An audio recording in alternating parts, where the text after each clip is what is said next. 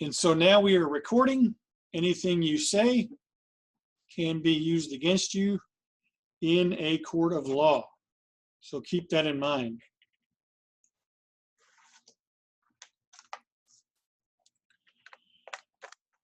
So we're talking about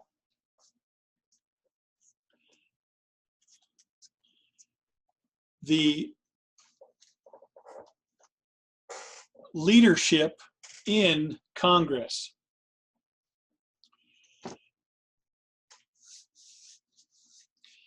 Now, when I remind you that we have a bicameral Congress, what does that mean? Somebody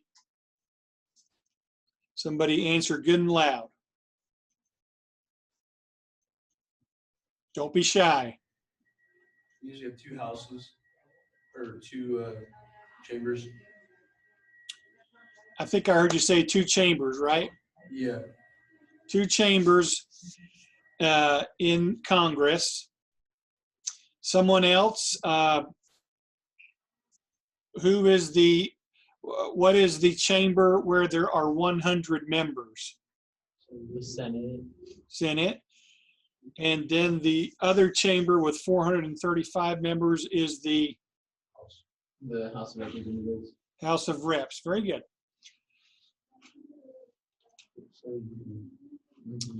So if you think about it,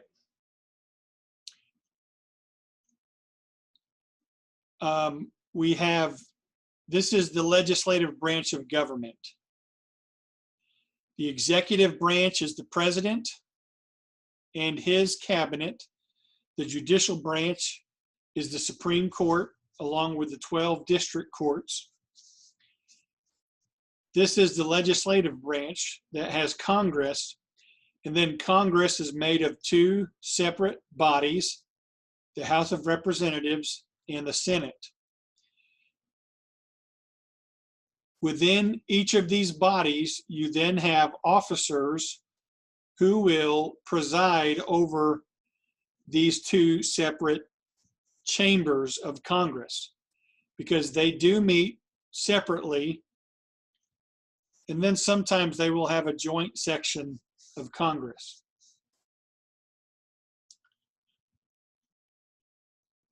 So let's start with the one on the left. The House of Representatives, the presiding officer is the Speaker of the House. Now, the Speaker of the House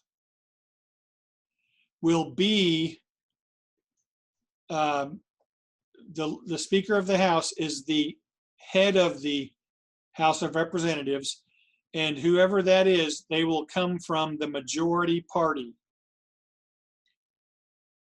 So today in our government, in the House of Representatives, 435 representatives, the Democrats have the majority.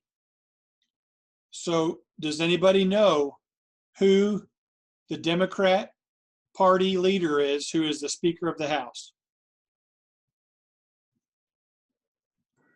Nancy Pelosi. Nancy Pelosi, very good. Nancy Pelosi is the leader of the House of Representatives. She will preside over the House when they are in session, keeping order. The Speaker also controls the floor whenever they debate things, and the Speaker allows who they wish to speak on certain bills or certain legislation. And I believe each person who speaks to an issue has 5 minutes, which, you know, is good, because in theory, if all 435 people spoke, you're looking at a long, long time. So the Speaker of the House has the prerogative to choose who gets to speak and make sure they stay within their allotted time. The Speaker of the House also chooses members to be on select committees and conference committees. And then the Speaker signs all bills and resolutions that the House of Representatives passes. After the President and Vice President, this is the most powerful position. And so Nancy Pelosi is third in line to the presidency today.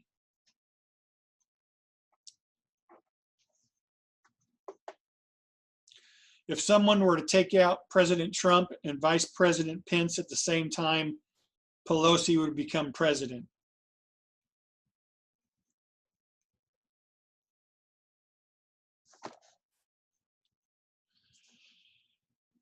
All right, so again, the House of Representatives has 435 members, and each state has the number of representatives that would be a ratio to their state population. Oklahoma has 5 U.S. representatives. Some states have 1. Some states like California and New York, I believe, have over 50. So you get as many representatives as you have that would represent your population in your state. This way, smaller states don't have as much sway as states with much more people. But remember, the genius of our founders in the Constitution was to also have a bicameral Congress, which means 2 chambers, and the other chamber is the Senate. And this allows for every state to have equal representation. And so how many members are in the Senate with how many from each state? 100 members, 2 from each state. Yep, 102. So Oklahoma has 2, the same as California. And Montana also has 2, and Montana has less people than Oklahoma. So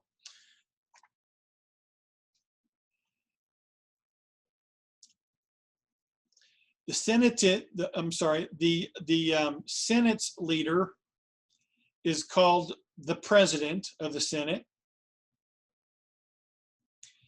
And the President of the Senate is the Vice President of the United States. I know that's confusing, but whenever the Senate convenes, Vice President Michael Pence, if he attends, he would be the presiding officer. Now, the Vice President does not go to the meetings of Senate very often. So when he's not there, there is a President pro tem or pro tempore. And just as the Speaker of the House is the leader of the majority party, the leader of the majority party in the Senate is the President pro tem in the absence of the Vice President. Now, even though Democrats are the majority in the House, presently Republicans are the majority in the Senate. And so the President pro tem is a Republican. Usually the leader of usually the President pro temp is the majority or the senior. He is the senior ranking member of his party. And so right now, Mitch McConnell, he is the ranking Republican leader in Senate. And so he is the President pro tem. He resides over the Senate. And there are few times when he will step down so that the vice president, if he's there, will preside.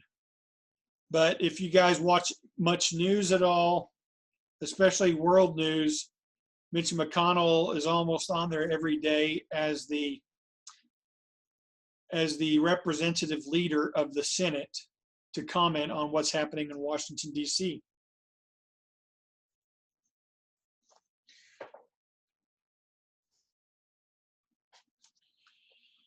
Okay, so I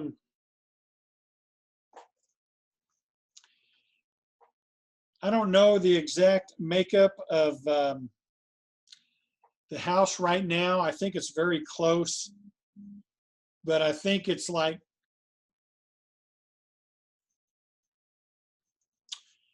maybe 225 Democrats and 210 Republicans. And so whenever let's say just the Republicans in the House want to have a meeting, that is called a party caucus. This is found on page 317 of your textbook. So all the Republicans in the House want to get together and meet. That would be called the party caucus. And there is a minority leader in the House. I apologize. I meant to look up who that was. I can't recall. But the Republicans in the House today, they're the minority party in the House. They have an elected leader called the House Minority Leader, a big fancy name.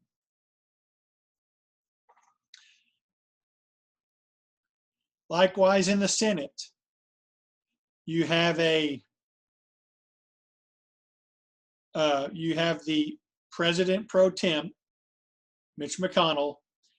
You also have a minority leader and another. Now, if you find this confusing, that's okay, because it is. But there's then another leader. Find it here.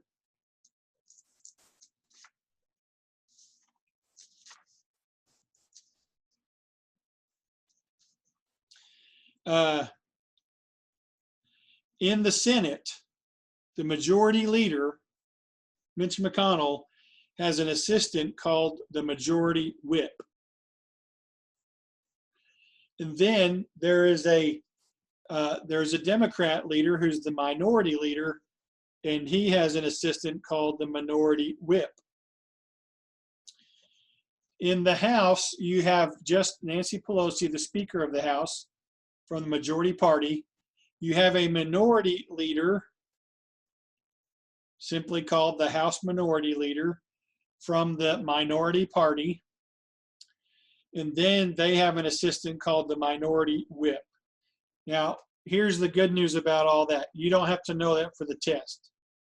But if you ever hear on the news, we're going to interview the House Minority Whip, maybe at least you can say, hey, I've heard of that. Don't know what it is, but I've heard of it. And I wanted to look up the origin of the term whip, but I did not. Why are they called a whip?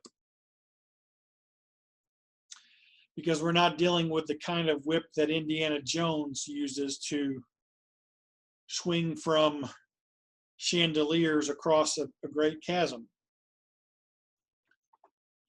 So these are the presiding officers of the two chambers of the House.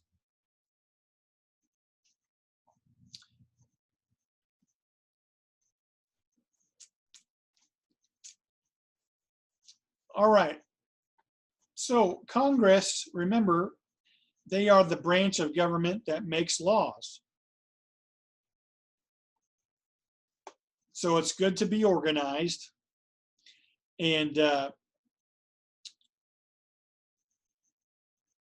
This is basically the same setup as this here with a little bit more detail.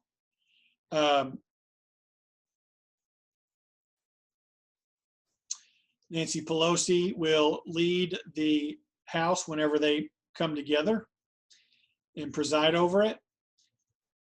Will have a major role in committee assignments, and they will be assisted by the majority leader and the whips.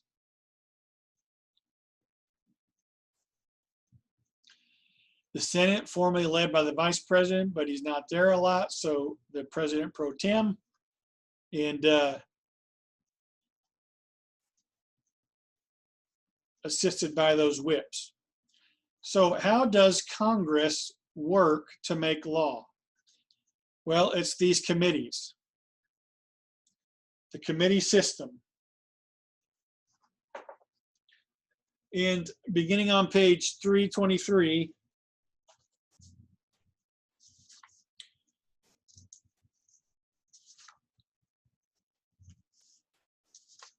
through 328, you have a discussion about the committees and how they work in Congress.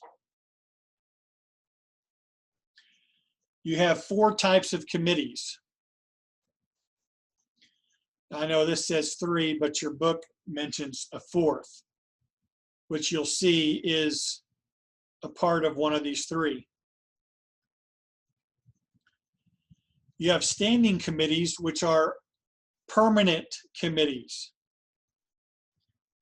And they have specific responsibilities, and I'm going to show you some of them here in a little bit.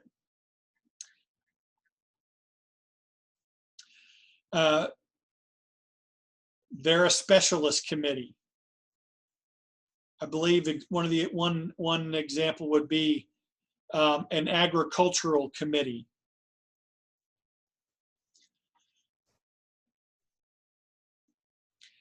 So the membership of those committees is going to be proportionate to the majority-minority makeup of the House. So if you have 55% Democrats and 45% Republicans, then let's say they put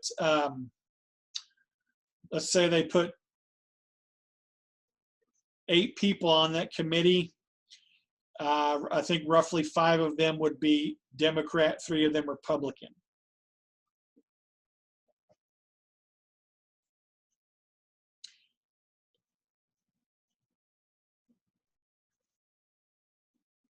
These standing committees hold hearings, and they can call witnesses. They can question witnesses. They cannot legislate.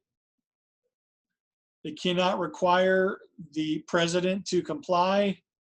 They cannot implement policies.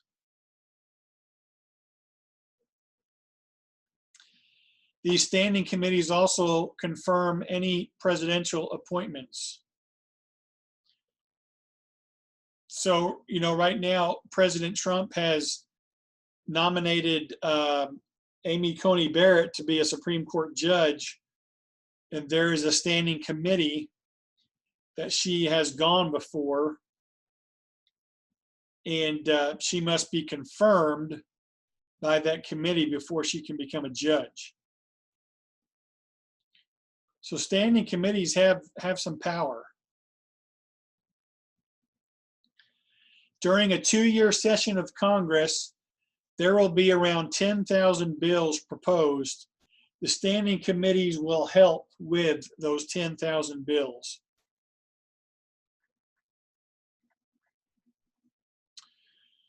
Then you have select committees. They're appointed for a limited purpose. And the length of time that they may serve are through a few congressional sessions. Again, a congressional session is 2 years. Let me just back up for a second and say, here's one of the powerful standing committees, the House Rules Committee.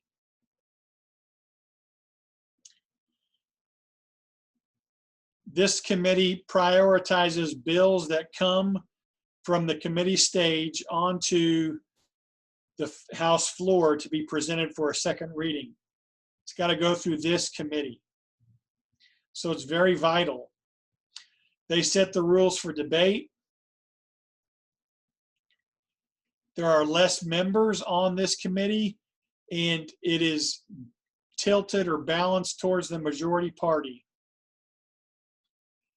The chair of the House Rule Committee is one of the most influential places to serve in Congress.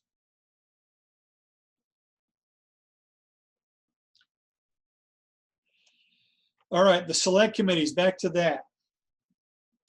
They have a designated responsibility. They will only last maybe a couple of congressional sessions.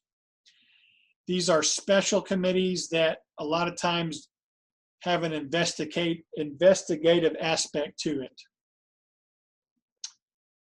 A few years ago, there was several NFL football players who had retired were having problems, and they believed it was because of their steroid use.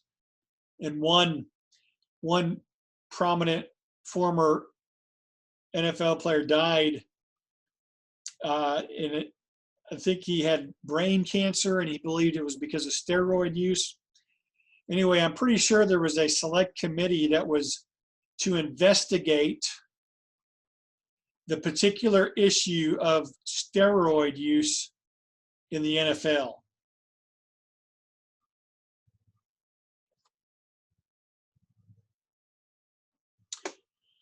And again, they are set up similar to a hearing or courtroom type of situation where they call witnesses and question them.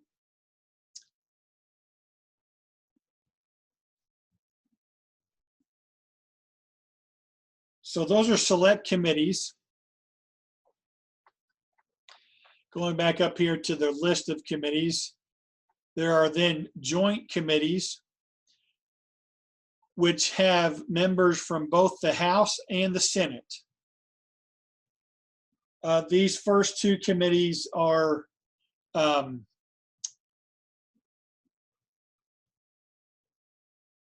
House committees. The joint committees are from both the House and the Senate.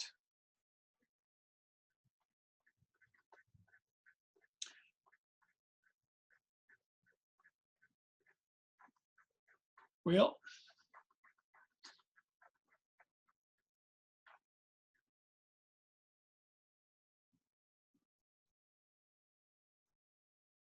you can see here that they're usually permanent. Now, I told you there was a fourth committee mentioned in the book. It falls under here as a joint committee. Here it's broken up into a fourth one on this graph. It's called a conference committee. And it's a joint committee that is temporary instead of permanent. And it's temporary, and it's formed if there are differences between, let's say, the Senate comes up with a bill for an issue, let's say illegal immigration. But the House also came up with a bill for illegal immigration. Their bills differ in some areas. So a conference committee would be called to work out the differences between the Senate's version and the House's version. And again, that would be a temporary committee that would then dissolve when they got it worked out, or they decided to tell the other committees, the House and the Senate, start over.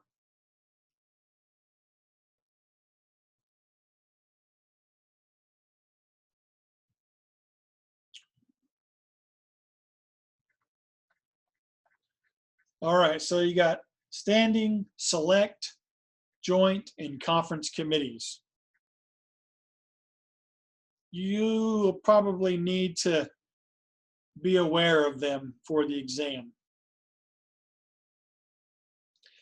Now, this little chart shows the committees, and so here are the standing committees.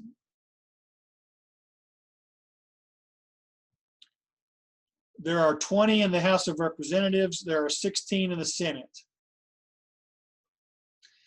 And these committees are permanent.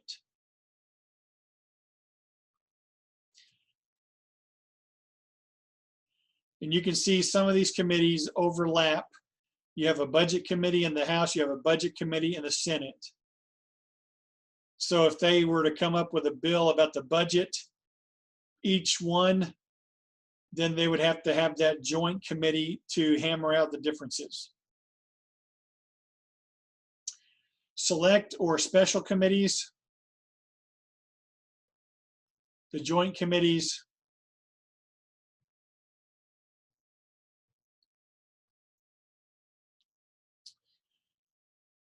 And if, again, the House had a budget bill and the Senate had a budget bill and they were different, then they would join a conference committee, which is temporary, to work it out.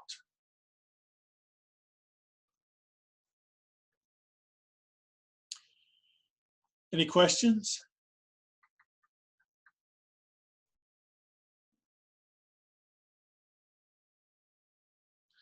If you have any questions, I refer you to the American Federal Government Committee that I appointed last week in the classes. I'm just kidding, I didn't do that. Just seeing if you're awake.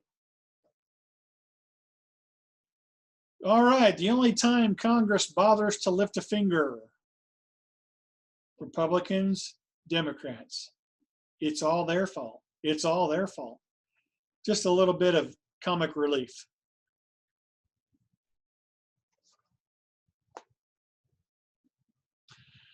All right, so no questions, we move on because we want to finish chapter 11.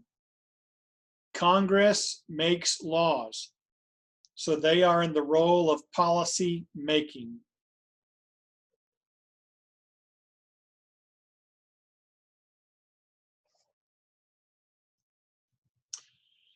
The lawmaking function of Congress, and for this I'd like you to look with me at the figure on page 329.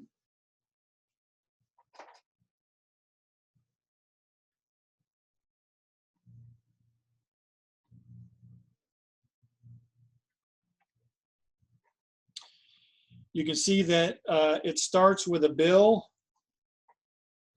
being introduced in either the House or Senate.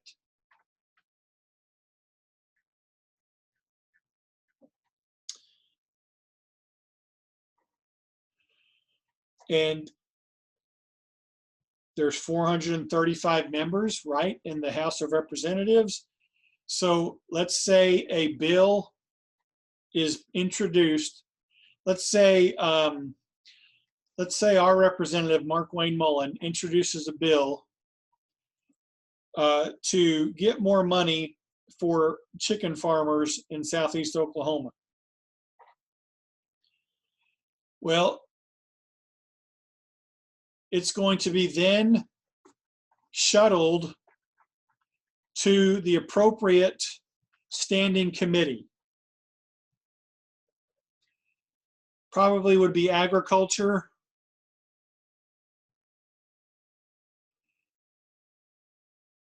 Let's see here. Yeah, probably would be agriculture. But let's say that Mark Wayne Mullins, our state rep, had been talking to James Lankford, one of our US senators, about it, and they agreed. And so Lankford introduces a bill in the Senate. And it would then go to the Agriculture, Nutrition, and Forestry Committee. So now you have two committees, standing committees, but one in the House, one in the Senate, working on a bill to help chicken farmers in southeast Oklahoma. And so you can see there on your page 329, number 2, the committees they go to work. Now, one thing I forgot to say earlier was that all these committees also have subcommittees. So the agricultural committee, they might have a subcommittee for poultry farming. But anyway, when it goes to the committee takes action, and it's done through the committee or subcommittees. And they have hearings on the bill, they revise it, they work on it till they're ready to recommend it pass.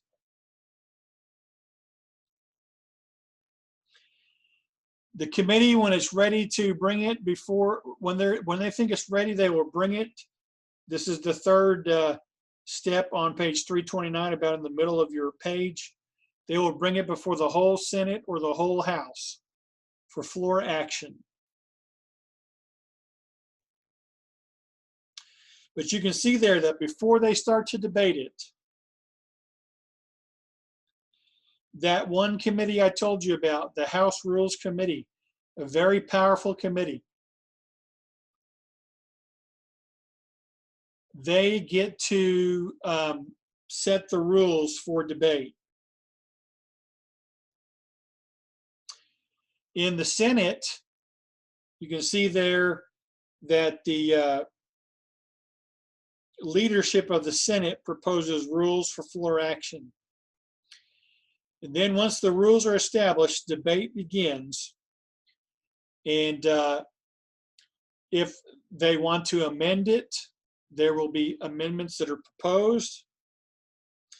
And then the bill is voted on by the full membership.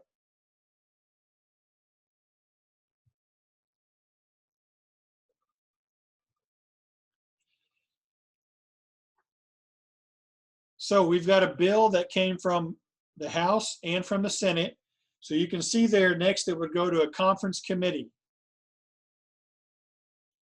Again, a conference committee is a temporary joint committee, and members from the House and the Senate would meet to try to hash this into one bill.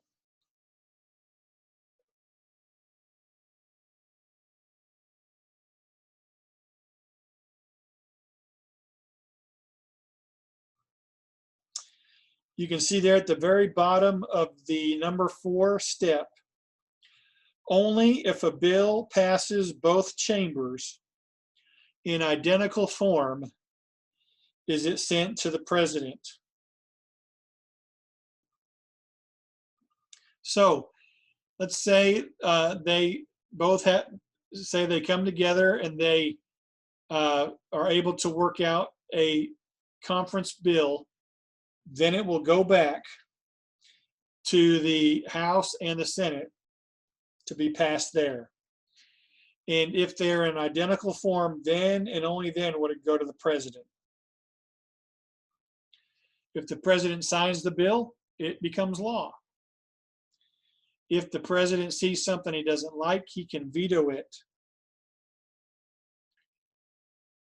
But his veto can be vetoed by the Congress.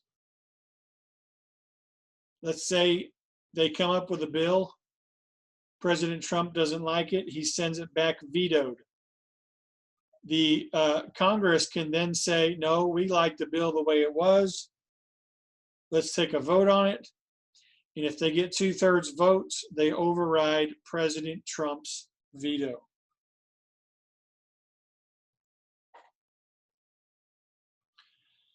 So that is kind of a quick flyby, bird's eye view of how a bill becomes law.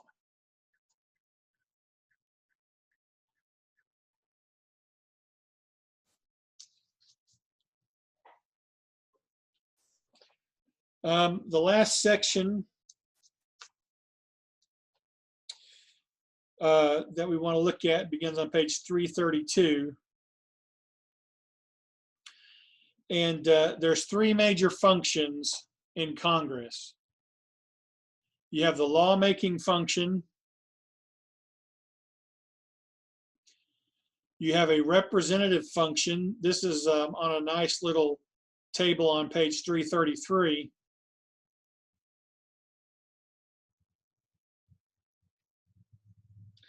And then you have an oversight function.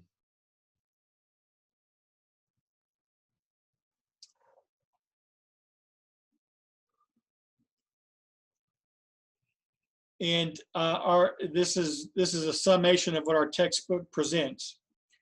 In the lawmaking function, the executive branch, that is the president and his cabinet, they are better suited for broad issues. The Congress is better suited for narrower issues. So a broad issue for the executive branch in passing a law might have something to do to deal with a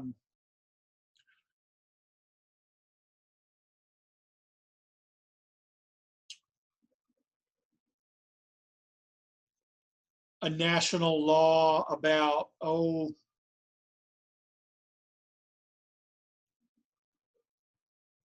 I'm just going to pull something off the top of my head, but a law that you have to, I don't know,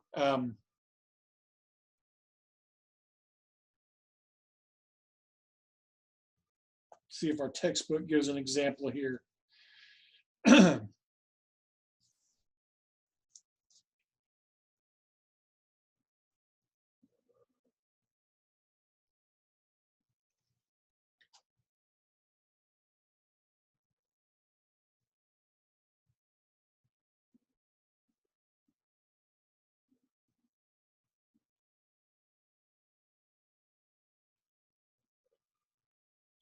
Okay, a major proposal that President Obama did, was Obamacare.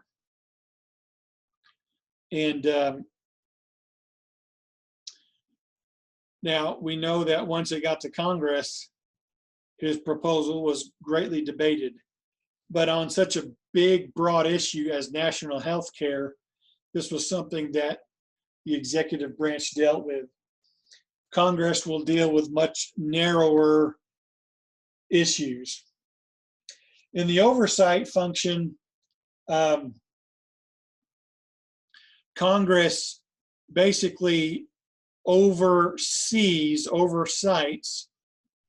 the executive branch's carrying out of laws. Remember, Congress makes laws, the legislative branch makes laws, the president, the executive branch is to make sure that those laws are carried out. So if Congress approves of a law and sends it to the president and it gets passed,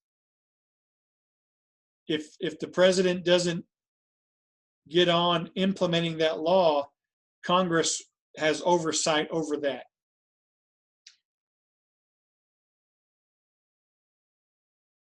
And then the other function of Congress is a representative function. And this is where the individual senators and congressmen represent their states, their districts, and they are looking out for those local interests. So that concludes chapter 11. Do you have any questions?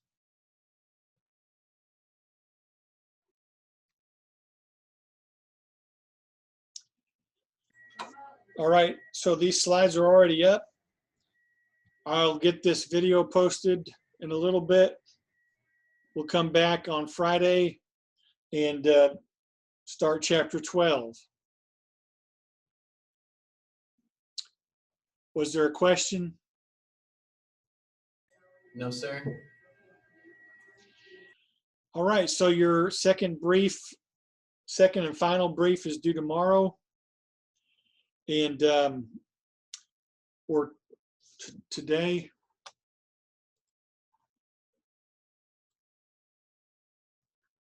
Let me just go back to this for your viewing pleasure.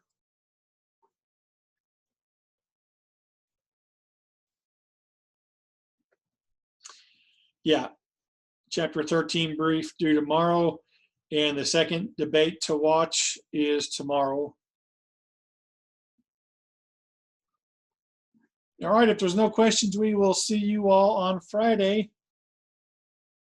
If the creek don't rise.